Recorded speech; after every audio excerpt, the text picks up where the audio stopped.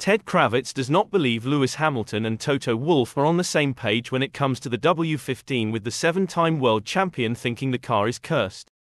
Hamilton, a 2-time Australian Grand Prix winner, failed to reach the checkered flag at the Australian Grand Prix when his W15 suffered an engine failure on lap 17 as the Briton battled for the minor points.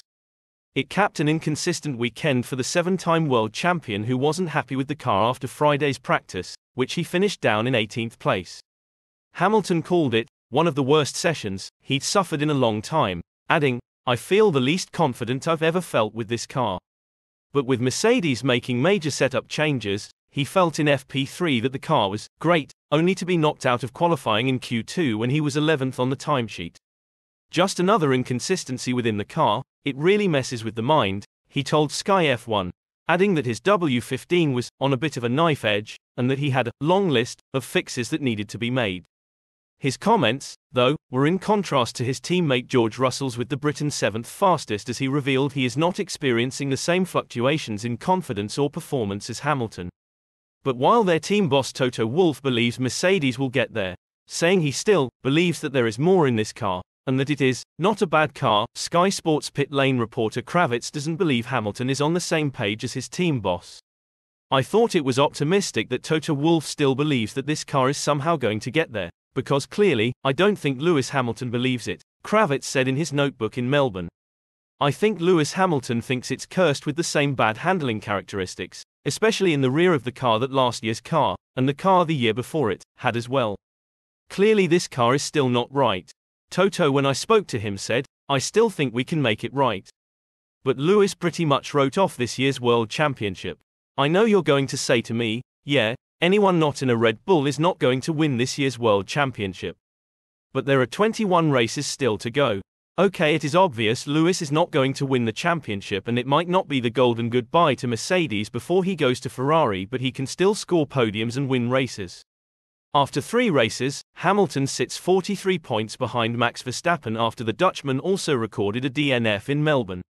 The team has seen its car's competitiveness change throughout different sessions, with Lewis Hamilton in particular explaining that the inconsistency with the car really messes with the mind. After a tough start to his season, after struggling at the start of 2022, it was Hamilton who opted to run experimental setups in the first half of the year to try and unlock performance from the troublesome W13, and with the 7-time world champion now in his final year with the team, the question was put to his team principal if he would take the same approach in 2024.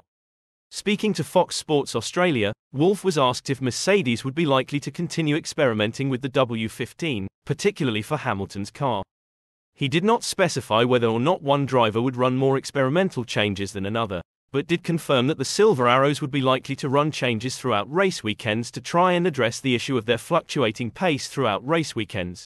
"I think we are coming to a point now that we probably need to experiment every single race," WOLFF said. "Not only on Friday, because our performance seems to get worse throughout the weekend.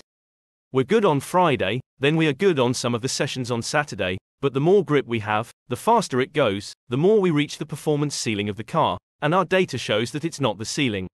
Addressing the performance of the W15 more widely, WOLFF said he has not lost his belief that there is a strong performing car within the chassis Mercedes have built this year, and praised the driver's influence in the potential turnaround this year. Both Hamilton and George Russell have complimented it as being a stronger base for the team in 2024, but results have shown it not to be a match for Red Bull and Ferrari so far, with McLaren having also seemingly been ahead on raw pace on early evidence in the opening rounds.